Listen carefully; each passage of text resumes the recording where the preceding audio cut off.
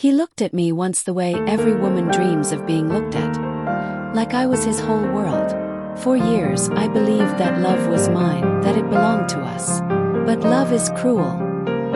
It doesn't always keep its promises. The same man who once swore I was his forever walked down the aisle with her instead. My best friend. My sister in all but blood. People say time heals wounds, but betrayal like that doesn't fade. It festers. When I first met Daniel, it didn't feel like one of those lightning bolt moments people talk about in movies. It was quieter, gentler, like a warmth that slipped under your skin and stayed there. We were in college back then, just kids trying to figure out who we were, chasing dreams that seemed bigger than us. I wasn't the prettiest girl in the room, and I knew it. My best friend, Clara, always had that kind of beauty that made people stare. And me? I was the one who blended into the background.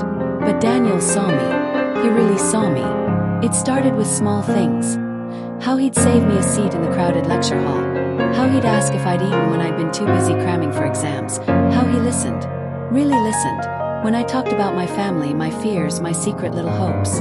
I never had to try to impress him. Around Daniel, I felt like being myself was enough.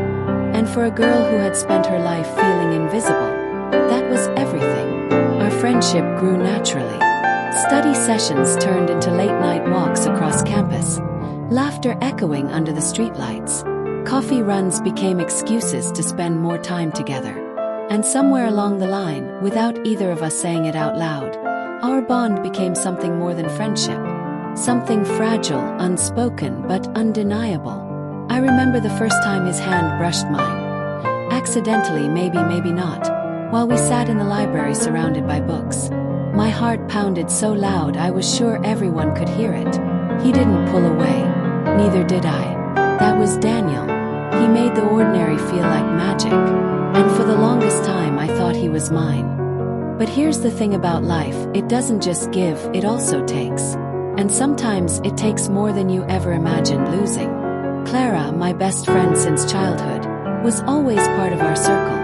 She was sunshine personified. Charming, magnetic, the kind of girl who didn't even realize the effect she had on people. She and I had been inseparable for as long as I could remember. We shared everything. Clothes, secrets, heartbreaks, dreams of the future. She was the sister I never had. So when I introduced her to Daniel, I didn't think twice about it. Why would I? She was my person, my safe place. I thought the three of us could be this little constellation. Bright, unshakable, unbreakable. First, that's how it felt. Clara and Daniel got along well, maybe a little too well sometimes, but I brushed it off. Why wouldn't they? They were both easygoing, both quick to laugh, both effortlessly likable. Still, sometimes in the quiet moments, when Daniel's attention lingered on her a second too long, or when Clara laughed a little too hard at his jokes, something inside me twisted. A voice I ignored whispered, "Watch closely." But I didn't want to watch. I didn't want to believe. I wanted to hold on to what I had with him. The late-night talks, the shared dreams, the way he once told me I was the only one who understood him. And for a while I convinced myself it was enough. Until the cracks started showing. Small things at first. Missed call. Vague excuse. A strange silence in the middle of what used to be effortless conversations. Daniel's eyes seemed distracted, sometimes far away, like he was somewhere I couldn't follow. And Clara, she had secrets in her smile, pauses in her voice when I asked simple questions. I told myself I was overthinking, that I was insecure, that my fear of losing what mattered most was playing tricks on me. But deep down, I think I already knew. Because love doesn't just disappear overnight. Fades, shifts, and if you're paying attention, you can feel it slipping through your fingers. I didn't know it then, but I was standing at the edge of a storm that would tear my world apart. And it all began with the boy who once swore he loved me first. The night it all shifted was so ordinary, I almost missed it. We were at Clara's apartment, the three of us. She'd invited Daniel and me over for one of her famous, lazy Friday nights. Nothing fancy. Takeout pizza, a couple bottles of wine, music humming low in the background. Felt safe, like home. Daniel was stretched out on the couch, his hair messy, his shirt sleeves rolled up. Clara was dancing barefoot in the kitchen, spinning dramatically with a bottle of wine in her hand, laughing like the whole world was her stage. I remember looking at them both. Him watching her with a smile tugging at his lips, her twirling like a star, and feeling something sharp pierce through my chest. I told myself it was nothing, just a flicker, a trick of insecurity. But in that moment I swear I saw it. The way his eyes followed her. Not just as a friend, not just as mine. I tried to shake it off. I sat beside him on the couch, leaning into him like I always did. His arm went around me automatically, but his eyes stayed on her. It was quick, subtle, maybe even unintentional. But I felt it. And once you feel something like that, you can't unfeel it. The weeks that followed felt different. Daniel was still sweet, still caring, still mine in all the ways that mattered. But there were moments, tiny, quiet moments that felt off. A text message he didn't explain. A smile that seemed too rehearsed. An excuse about being busy that didn't quite add up. And Clara, she'd been my best friend for years. We shared everything. But suddenly she was withholding. She'd dodge questions, keep her phone close, change the subject when Daniel's name came up. I tried to ignore it, but the truth has a way of scratching at your walls until you can't pretend anymore. One night, Clara and I stayed up late like we used to. She poured us both a glass of wine, and we sat cross-legged on her bed, talking about nothing and everything. But her laughter felt forced. Her eyes kept darting away. I asked her straight out, "Are you okay? You've been acting different lately." She smiled, but it didn't reach her eyes. "I'm fine," she said quickly. "You worry too much." I wanted to believe her. God, I wanted to. Because if I didn't, that meant the cracks in my perfect little world were real. And if they were real, everything I thought was safe could shatter.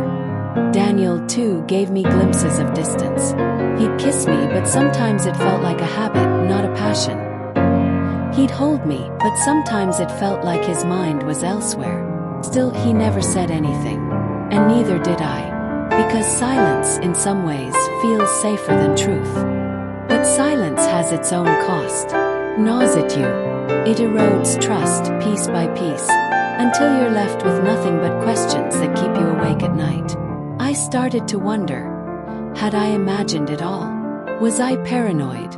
Or was I standing on the edge of losing the man I thought I'd never lose? The answer would come sooner than I expected. And when it did, it wouldn't just hurt. It would destroy everything I thought I knew about love, about friendship, about loyalty. Because sometimes betrayal doesn't come from strangers. It comes from the people you trusted most. The first time I couldn't ignore it anymore was at Clara's birthday party. She had always been dramatic about birthdays. Streamers, balloons, too much food, too much wine. She wanted everyone to feel like her life was one long movie scene. Daniel and I showed up together, holding hands like the couple everyone expected us to be. But the second we walked in, I noticed something. Her eyes lit up. Not at me, not at the cake I carried, not at the flowers I'd bought her, but at him. Daniel. She rushed past me to hug him first, her arms wrapping tight around his shoulders, holding him for a beat too long. I stood there awkwardly with the cake box in my hands, smiling like it didn't bother me. He laughed, hugged her back, whispered something in her ear that made her throw her head back in laughter. I just stood there, touching, pretending I didn't see the way their bodies leaned into each other like magnets. I told myself it's fine. They've known each other through me. She's my best friend. He's my boyfriend. They're allowed to be close. But close has limits. Close has boundaries. And that night they blurred every single one. Later, when the candles were blown out and music pulsed through the walls, I caught them in the kitchen, alone. He was helping her open a stubborn wine bottle, his hands over hers, their laughter soft, too intimate for such a simple moment.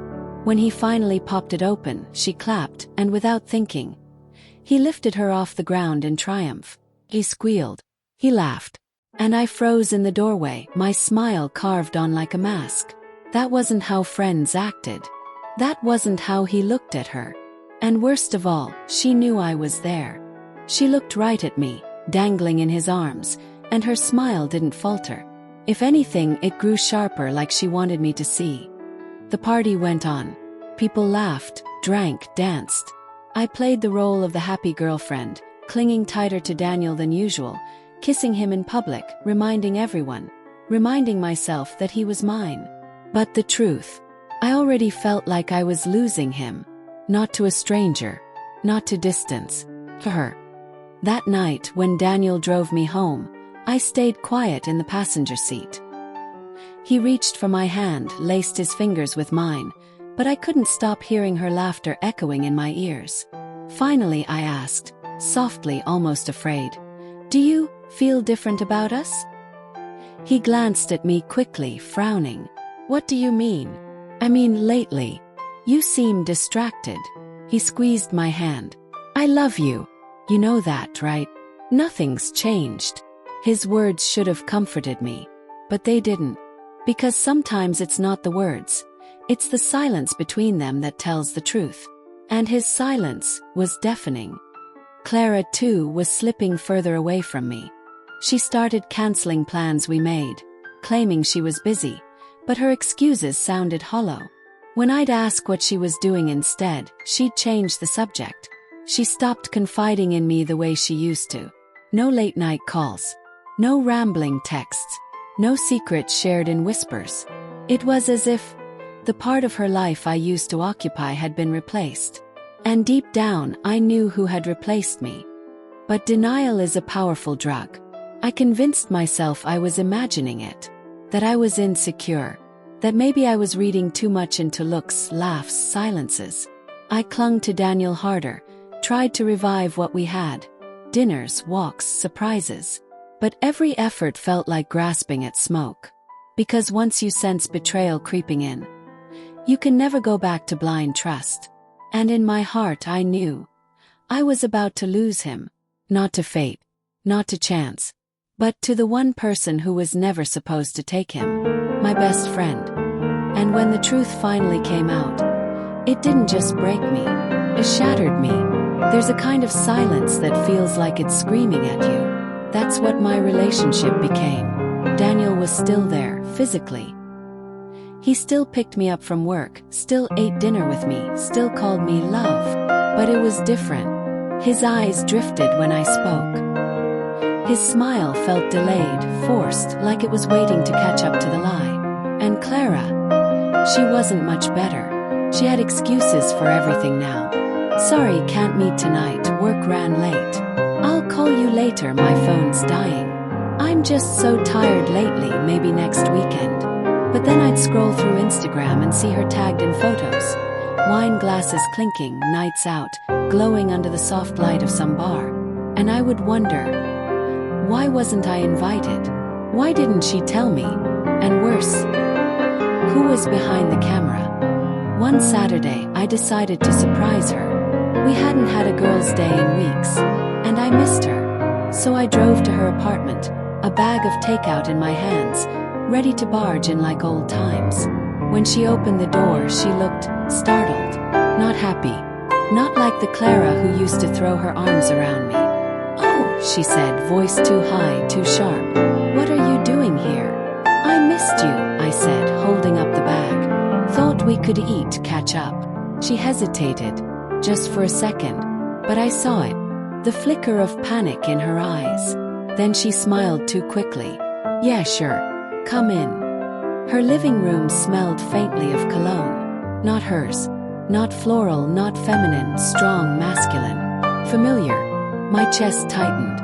I glanced around, searching for signs.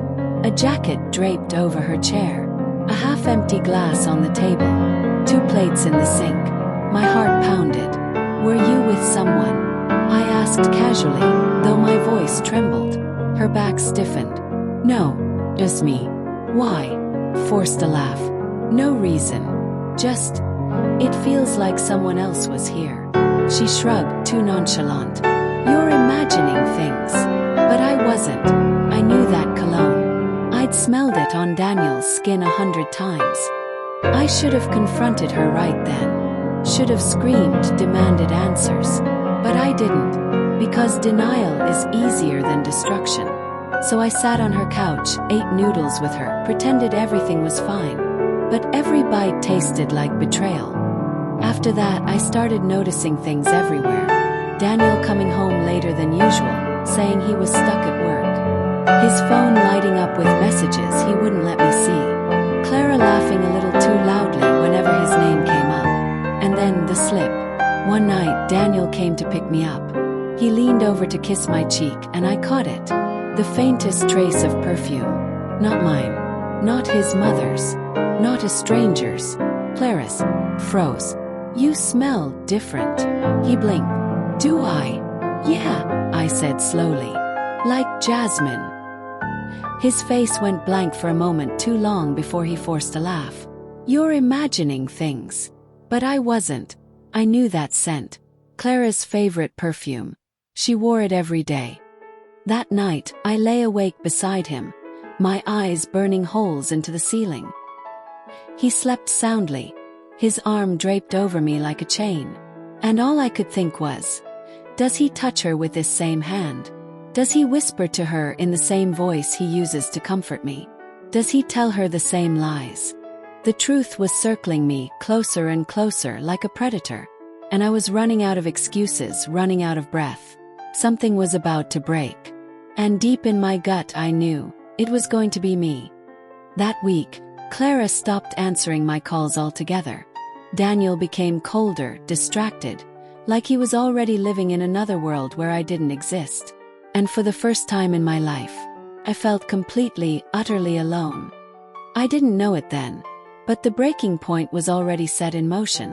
A single moment was coming that would rip the veil away, leaving me staring at the raw, ugly truth. And once I saw it, nothing would ever be the same again. There are moments in life when silence feels heavier than words. When the air in the room is so thick with things unsaid that you can barely breathe. That's how it felt between me, Daniel, and Clara in those final weeks before everything came crashing down. We weren't three people anymore. We were a web. Fragile, sticky, dangerous. And I was caught in the middle. It was Clara's birthday. She insisted she didn't want a party, just a small dinner with a few close friends.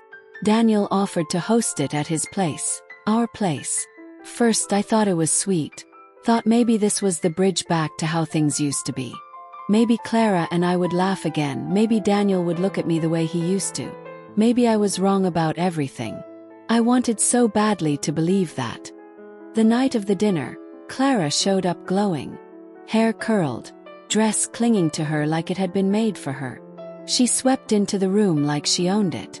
And when Daniel saw her, his eyes flickered. Just for a second. But it was enough. Spark. A crackle of recognition, too intimate, too unguarded. I swallowed hard, forcing a smile as I handed Clara her gift. Happy birthday. She hugged me quickly, her arms stiff.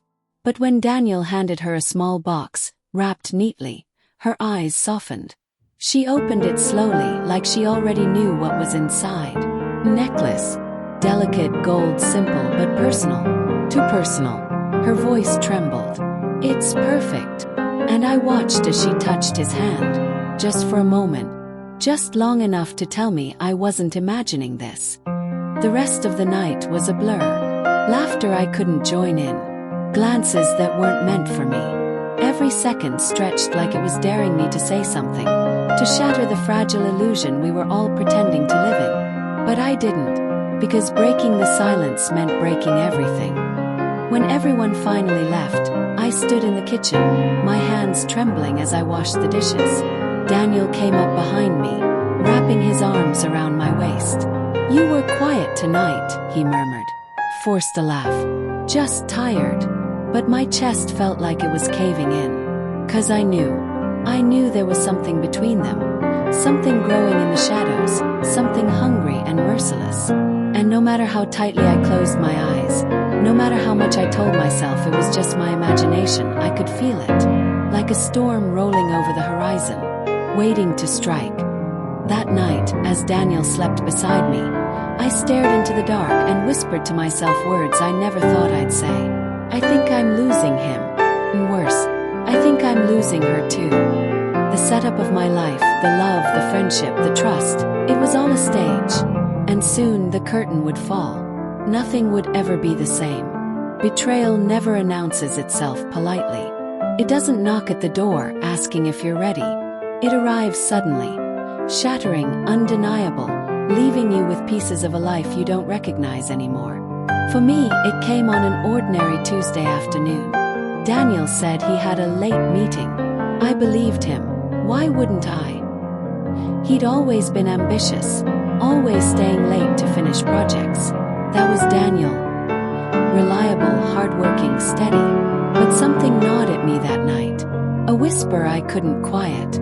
Clara hadn't been answering her phone all day.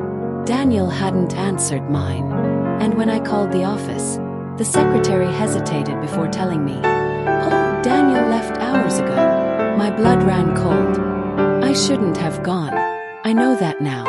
I should have stayed home, buried my suspicions, let the silence protect me from the truth. But I didn't. Instead, I drove, my hands trembling on the wheel, my chest tightening with every turn. My heart screamed at me to stop, but my gut knew where I was going. Clara's apartment. Her car was parked outside. The lights inside were dim but glowing. And then, through the thin curtain, I saw it. Daniel's jacket, draped across her couch. My knees buckled, but I forced myself up the stairs. Each step felt like it was carrying me toward an execution. I reached her door, my fist hovering, shaking before I finally knocked. The door opened, and there they were. Daniel, my Daniel, shirt half unbuttoned, eyes wide with shock. And Clara, my Clara, hair messy, lips swollen, wearing his shirt. The world didn't just break, it collapsed. What is this? I choked, my voice trembling. Clara stepped back, guilt flashing across her face, but not enough. Not enough to erase the truth. Daniel reached for me. "It's not what it looks like." My laugh was sharp, bitter, broken. "Don't you dare feed me that cliché." He froze, because we all knew exactly what it was. The silence was louder than any confession. I don't remember walking away. I don't remember getting into my car. I just remember the sound. My own sobs, raw and animal, ripping through the night. My chest burning, my throat tearing. The man who once said he loved me. The friend who once said she'd die for me. Together, behind my back. The ground beneath me shifted that night. And something inside me snapped. For days I moved like a ghost. I didn't eat. Barely slept. Every time I closed my eyes I saw them.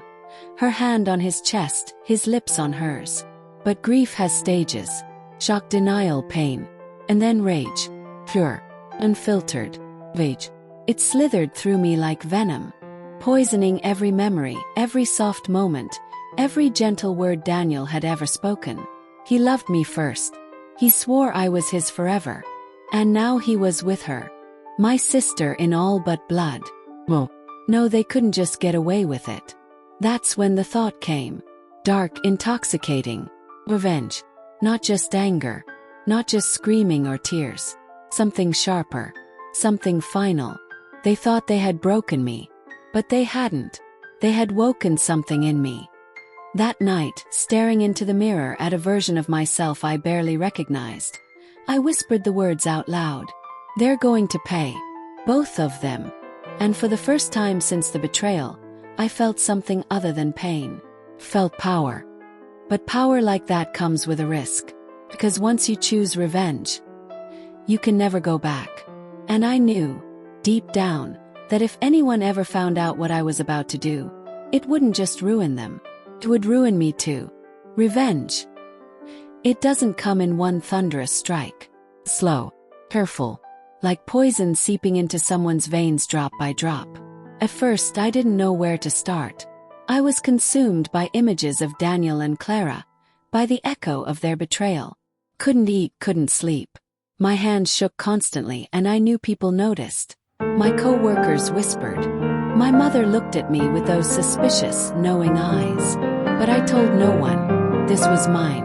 My secret war. I started small, watching them. Daniel thought he was clever. He didn't even try to hide his visits to Clara anymore. He said he was working late, but his lies were so thin now they insulted me. Every night he didn't come home, I drove past her apartment. And every night his car was there. Sometimes I parked across the street, staring at those glowing windows until my eyes burned. I imagined them inside, laughing, kissing, whispering promises that were once mine. And instead of breaking me further, it sharpened me, because knowing their routine meant I could predict them. Knowing their weaknesses meant I could touch them where it hurt most. The first step wasn't confrontation. Well, that would be too easy for them. Too obvious. The first step was isolation. Clara loved her job. She'd always been ambitious, trying to prove herself in the corporate world. She bragged about her promotions, about how respected she was. She needed her reputation like oxygen. And Daniel, he needed his friends, his colleagues, to admire him. He needed to be the golden boy, the reliable man. So I thought, what if I pulled that rug out from under them? The idea came when I stumbled on Clara's unlocked laptop one afternoon. She'd once asked me to help her set up her email years ago. I still remembered her password pattern. My hands trembled as I typed it in, praying it still worked. Did. Suddenly, her world was open to me. Her inbox, her files, her secrets. And oh, the things I found. Confidential documents she shouldn't have had. Messages to co-workers trashing her bosses. Even private photos, some of her and Daniel, that made bile rise in my throat. Copied everything. Every dirty word, every incriminating file. My heart raced, my palms sweaty, but inside I felt a twisted thrill. Pulse of control. For the first time since the betrayal, I wasn't just the victim. I was holding the knife. But with every step I took, the danger grew. I knew if Clara or Daniel caught wind of what I was doing, it would destroy me. They could turn it around, paint me as the unstable, jealous ex. No one would believe my story. People rarely do when a woman says she was betrayed. So I worked in silence, in shadows, pretending to be broken, while secretly sharpening my claws. And the more I planned, the more reckless my thoughts became. What if I leaked her emails to her boss? What if Daniel's co-workers saw those intimate photos, tied back to his lies? What if I could rip apart everything they'd built together, before they even realized it was happening? But the scariest part wasn't the danger of being caught. It was how much I wanted it. How good it felt to picture their faces when their world came crashing down. One night, as I stared at the folder on my computer labeled Insurance, full of everything I had collected, I whispered aloud, "This is just the beginning." And I meant it, because betrayal had broken me. But revenge was remaking me, piece by piece. The thing about revenge is that once you start, you can't stop. I told myself I'd only look, just collect the evidence, just know what Clara and Daniel were doing. But the truth is, knowing wasn't enough. Watching wasn't enough. I wanted to touch their perfect little world, to leave fingerprints they couldn't scrub off. So I tested the waters. The first move was small, almost invisible. I sent one of Clara's confidential files to her boss anonymously, just enough to raise eyebrows, not enough to destroy her. A whisper, not a scream. 2 days later, I heard Clara ranting on the phone, pacing outside her apartment building. "They think I leaked it. No, I don't know how they got it. Why would I send it to myself?" Her voice cracked, sharp with panic. She didn't know I was parked across the street, listening, smiling into the darkness of my car. That was the first ripple. Daniel's turn came next. At one of his work events, something he had to attend without me, of course, I slipped a little surprise into the mix. I had found one of their love notes, digital, hidden among Clara's old emails. It was intimate, sickeningly sweet, filled with promises that made my stomach knot. I forwarded it to one of Daniel's colleagues. Anonymously, of course. By the end of the week, I heard the whispers. He wasn't the golden boy anymore. Rumors about impropriety, about unprofessional relationships. He brushed it off, of course, pretending it didn't matter. But I saw the lines forming on his face, the weight in his shoulders when he thought no one was looking. Another ripple. But with every move I made, the danger grew heavier. I knew Clara wasn't stupid. Neither was Daniel.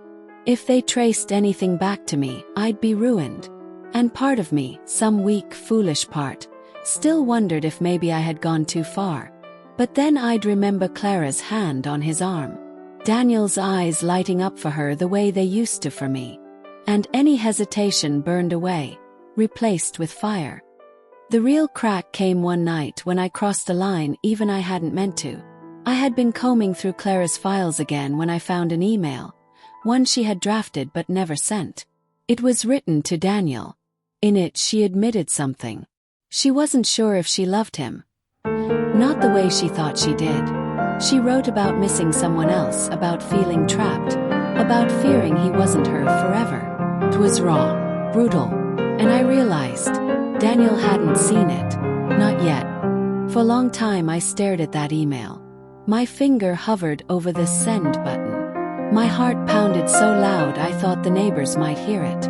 If I sent it, Daniel would know. He'd see that Clara, his precious Clara, wasn't the perfect dream he thought she was. And for the briefest moment I hesitated.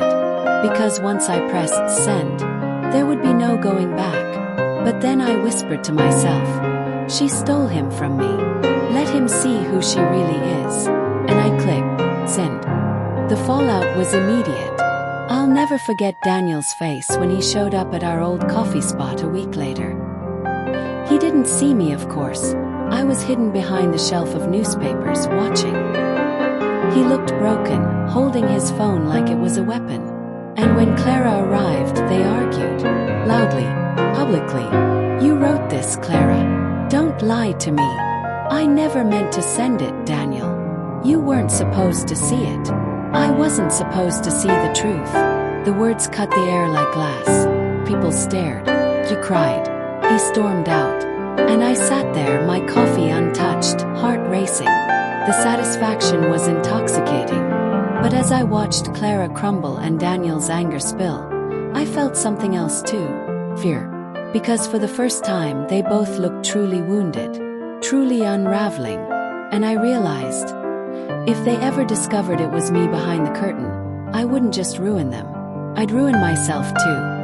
But it was too late to stop. The first stone had been thrown. The ripples were turning into waves. And I wasn't ready to drown just yet. When I first started, I told myself it was harmless, little nudges, little cracks in their facade. But revenge has a way of feeding itself.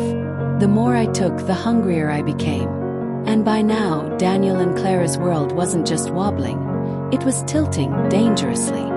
They weren't the golden couple anymore. People whispered at work, neighbors eyed them differently, and I could see it in their posture when they walked together. Tension, distance, but I didn't feel satisfied. Felt reckless. The next move was bolder, riskier, the kind of move that made me lose sleep at night, wondering if I had finally gone too far. I created a new email address, one that couldn't be traced to me, and sent Daniel a message. Not from me, from someone else. The message claimed Clara was seeing another man. I even attached carefully edited photos, old pictures of her with a male colleague, cropped and staged to look intimate, damning. It was cruel, almost too cruel, but I hit send anyway. Daniel's reaction was volcanic. I wasn't there to see it in person, but I heard about it. Through whispers, through the grapevine. He confronted Clara at her office, red-faced, furious. You're lying to me again, Clara. Daniel, it's not true. Those pictures, it's not what it looks like. You said that before. Always another excuse. Their shouting carried into the hallway. People saw. People heard. Clara's reputation shattered that day. And it was because of me. That night, I should have felt triumphant. I should have basked in the destruction I had caused. Instead, I lay awake, staring at the ceiling, realizing something terrifying. If they ever pieced it together. If Clara dug deep enough, if Daniel suspected, if anyone traced the trail back to me, I'd be exposed. I'd lose everything, my dignity, my safety, maybe even my freedom. The paranoia set in. I started checking over my shoulder constantly, jumping at every phone notification, panicking every time someone knocked on my door. Had they figured it out? Did Clara suspect? Did Daniel? But the strange thing is, paranoia didn't stop me, fueled me, because the fear made the revenge feel sharper, like I was dancing on the edge of a blade. And I wasn't ready to stop dancing. The final push in this chapter came unexpectedly. I hadn't planned it, not really. But sometimes revenge isn't a neat little strategy. It's instinct. A moment that grabs you, and before you realize it, you've crossed another line. One evening I followed Clara after work. She looked tired, drained, barely holding herself together. She stopped at a cafe and sat alone, her head in her hands. And I thought to myself, everyone believes she's perfect. Everyone thinks she's untouchable. But what if I showed them her breaking? So I snapped photos. Dozens of them. Clara crying into her coffee. Clara slamming her phone down. Clara with mascara streaked down her cheeks. Later that night, I uploaded them anonymously to a gossip forum her co-workers frequented. Within hours the whispers spread. She's unstable. She's falling apart. Maybe she's not as strong as she pretends to be. And just like that, the image Clara had worked so hard to build crumbled even further. But as I watched her unravel, as I saw Daniel withdraw more and more, I realized something chilling. I had become addicted. Addicted to the chaos. Addicted to the power of pulling their strings, of being the invisible hand that bent their world until it cracked. But addictions come with consequences. And I could feel mine closing in, step by step, shadow by shadow. Because someone was watching me too. I didn't plan the ending. Not exactly. But revenge doesn't always need a plan. Sometimes it just arrives. Like a storm rolling in. And this storm came the night of Daniel and Clara's anniversary party. I shouldn't have gone. I knew that. But some dark part of me couldn't resist. I wanted to see them, see what was left of them, after everything I'd done. They had rented out a banquet hall, filled with polished floors, golden lights, and guests dressed in glittering clothes. From the outside it looked like perfection. But when I stepped inside, I saw the truth behind the mask. Clara was stiff, her smile brittle, like porcelain about to shatter. Daniel hovered beside her. But the space between them might as well have been a canyon. Their hands didn't touch. Their eyes never met. And everyone noticed. The whispers had followed them here too. I stayed in the corner, unnoticed, watching. My heart pounded in my chest, not from guilt, not even from fear, but from anticipation. Because in my bag was the final piece. The last move. The one that would ruin them completely. Emails, screenshots, edited recordings. A carefully crafted story that painted Clara as a liar, a cheater, a manipulator, and Daniel as a man who had failed to control his home, his marriage, his pride. I had printed copies, neatly sealed in envelopes, dozens of them. And tonight I was going to scatter them like ashes. The party dragged on. Toasts were made. Laughter rose and fell. Music played. But I couldn't hear any of it over the pounding in my ears. Finally, when the moment felt right, when Clara was at the center of the room, smiling for the crowd, I slipped the envelopes out of my bag and began placing them quietly, carefully, one by one. In tables, in chairs, near the bar, by the stage. Felt like planting bombs. And all I had to do was wait. The first envelope was opened by a woman near the back. Her eyes scanned the paper, widened, and then darted nervously toward Clara. She whispered to the man beside her. The second envelope found its way into the hands of a colleague. Then another. Like wildfire, the whispers spread. And then came the eruption. "What is this?" someone called out. "Clara, is this true?" Clara froze, blinking in confusion as more and more guests held up the papers. Daniel snatched one from a table, his face turning white, then red. His hand trembled as he read the words. He turned to her, voice shaking with rage. "Tell me this is a lie," Clara stammered, her voice breaking. I don't know what this is, Daniel. It's not. Don't lie to me again," he roared, his voice echoing off the walls. The room fell silent. Guests stepped back, as if watching a bomb detonate in slow motion. I stood in the corner, invisible, savoring every second. This was it. The final revenge. The moment their perfect facade collapsed for everyone to see. But then, Clara's eyes scanned the crowd. And for the briefest moment, they landed on me. Recognition flickered there. Her breath caught. And in that split second I realized she knew. Clara's gaze lingered on me for only a second. But it was enough. My chest tightened. My fingers went cold. She knew. She couldn't prove it, not yet, but she felt it. And a cornered woman doesn't always cower. Sometimes she strikes. Daniel had her by the arm now, shaking, demanding answers. "Who wrote this? Who sent this?" he barked, holding the paper inches from her face. Clara's eyes flicked once more toward me. Then she did the unthinkable. "It was her," she said, her voice cracking. And she pointed. The crowd turned. In an instant, dozens of eyes were on me. I felt the blood drain from my face, but I forced myself to stay calm. Calm was my only armor. "Me?" I asked, stepping forward with measured steps, every syllable dripping in false innocence. What reason would I have? Clara's chest rose and fell in ragged breaths. Her perfect hair had slipped loose, her mascara smudged under trembling eyes. But her voice had venom. "You've always hated me," she spat. "You never wanted us to be happy. And now you've destroyed our marriage." Daniel's face twisted. Confusion, anger, all boiling together. He looked from her to me, his hand tightening on the crumpled papers. And for the first time, he questioned both of us. I should have stopped. I should have walked away right then, before the fire consumed me too. But revenge doesn't let go that easily. So I smiled, lowly, coldly. "Maybe, Clara, it wasn't me you should have worried about. Maybe it was yourself." Gasps rippled through the crowd. My words sliced through the silence like knives.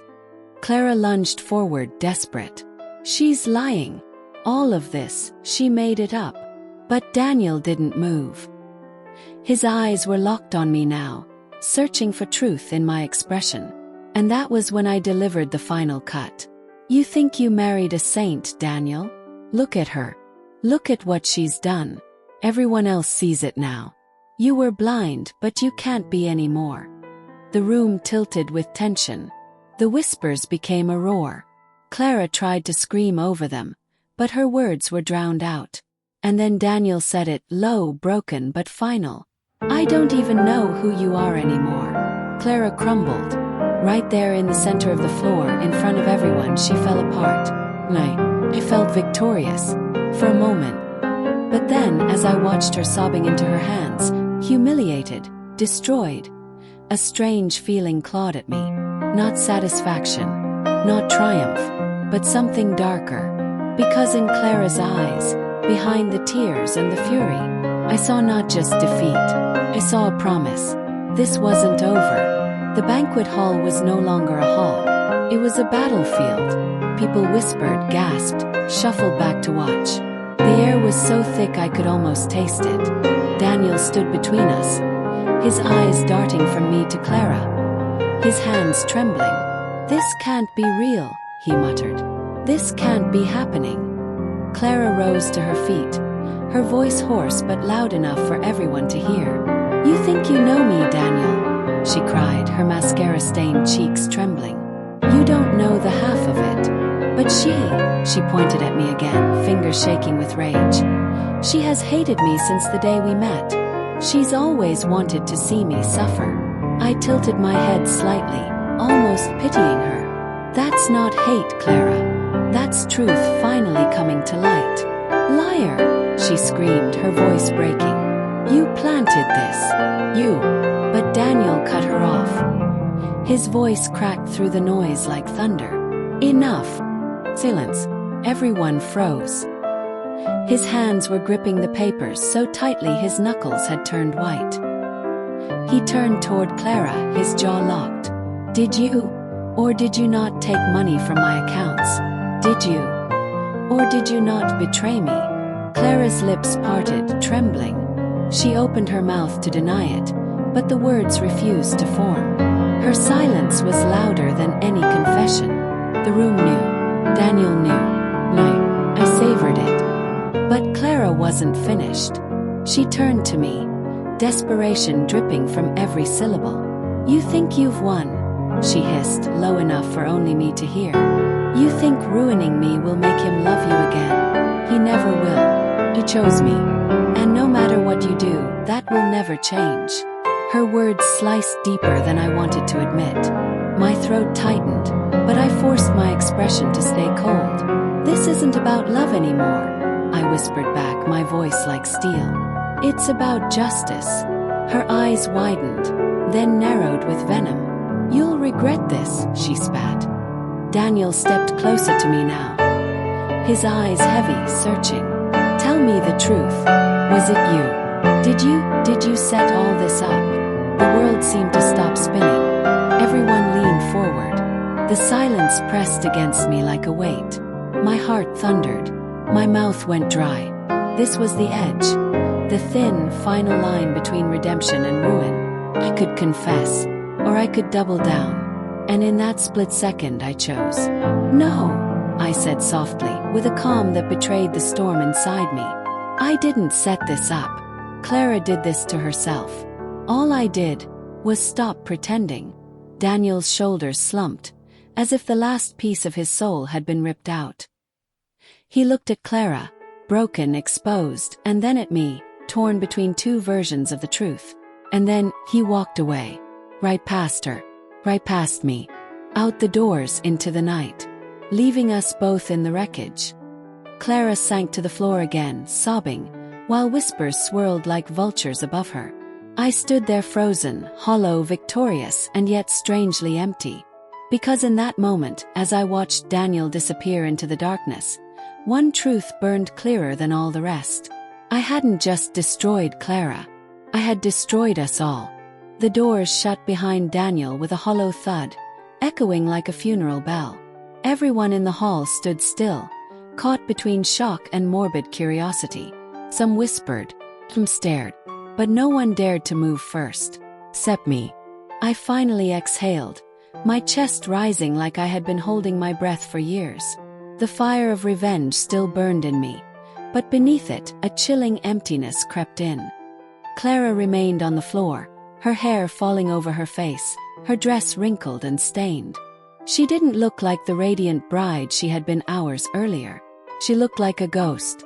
You ruined everything, she croaked, barely able to lift her head. I stepped closer. My heels clicked against the marble floor, each sound deliberate, sharp, final. No, Clara, I whispered, my voice steady, cutting through her sobs. You ruined everything the moment you lied. The moment you chose greed over love. The moment you pretended he was yours when he never was. She laughed bitterly, a twisted sound. And yet, he still walked away from you too. Doesn't that sting? That even now, even after all this, you'll never have him. The words pierced deeper than I wanted them to. My body stiffened, but I didn't let her see it. I had already given her too much. You were never my competition, I murmured. You were just his mistake. Her eyes burned with hatred, but she had no strength left to fight. The crowd began to disperse slowly, their faces a mixture of pity and judgment. Some for her, some for me. But I didn't care. Their opinions didn't matter. What mattered was that Clara's perfect world had crumbled, just as mine once had. For a fleeting second I felt powerful, victorious, like justice had finally tilted back in my favor. But then silence, a silence so heavy, it pressed against me until I couldn't breathe. Because in destroying Clara, I had also destroyed Daniel. And in destroying Daniel, I had destroyed the last piece of myself that still believed in love. I walked out into the cold night air, my heels crunching against gravel, my breath visible in the moonlight. The night felt endless, merciless. Somewhere in the distance, I thought I heard Daniel's voice, or maybe it was just the echo of memory. His laughter, his promises, the warmth that used to make life bearable. Now all of it was gone. Revenge had given me victory, but not peace. And as I stood beneath that empty sky, I realized I wasn't sure which one of us had lost more. The wedding was over, not in the way weddings are supposed to end, with laughter and clinking glasses, but with whispers and footsteps fading into the night. The music had stopped, the flowers were trampled, the bride was broken, and the groom was gone. I didn't stay to see the rest. I walked out into the night like a shadow slipping back into darkness. My hands were steady, my steps firm, but inside, I was collapsing. The days after blurred together. I remember waking up the next morning and feeling the sunlight spill across my room. For a second, I almost believed nothing had happened, that it was just another ordinary day, that Clara was still my friend, that Daniel was still mine in some way. But then reality sank in, and I remembered the gasps, the shame, the look on Daniel's face before he turned away. It was done. My revenge was real, and there was no going back. At first, I thought I'd feel release, that after carrying years of betrayal like chains, I would finally be free. But freedom didn't come. Instead, there was a strange hollowness, as though I had carved out the pain only to find emptiness waiting beneath it. Everywhere I went, whispers followed me. People had seen what happened. Some pitied me, others judged me, and some admired me in secret. I could see it in their eyes, the thrill of watching someone burn it all down without fear. But admiration doesn't keep you warm at night. Admiration doesn't silence the ghosts. Because when the quiet hours came, I still heard his voice. I still remembered how he once held my hand, how he said I was the only one he'd ever love. Those memories didn't die with the revenge. They lingered, taunting me, reminding me of what I'd lost long before Clara ever took him. And Clara, well, her world shattered completely. Daniel never forgave her. Their marriage never began. Their families turned cold, and her friends disappeared one by one. I'd see her sometimes in passing, her face thinner, her smile gone. She avoided my eyes, but I could feel her hatred burning across every room we accidentally shared. I had destroyed her reputation, her love, her future. But what haunted me most wasn't her ruin. It was his absence. Daniel vanished from our lives like smoke. No calls, no explanations, just gone. And with him went the last chance of closure, the last chance of hearing him say he was sorry. Or that he still loved me, even if it was too late. Weeks turned into months. Life kept moving, even if I didn't want it to. There were nights I'd lie awake replaying everything, wondering if I had gone too far, or if I hadn't gone far enough. Sometimes I told myself he deserved to know the truth, that I had done what any woman would do after such betrayal. But other times I felt the crushing weight of guilt, wondering if I had destroyed more than just two liars. Maybe I had destroyed myself in the process. Revenge isn't clean. It doesn't end with a neat bow tied around justice. It's messy. It drags pieces of you into the fire, and when the flames die down, you're not the same person anymore. And I wasn't. The girl who once believed in love, who once trusted friendship, who once thought forever was real, that girl no longer existed. In her place stood someone colder. Someone who smiled less, trusted rarely, and looked at love like it was a loaded weapon.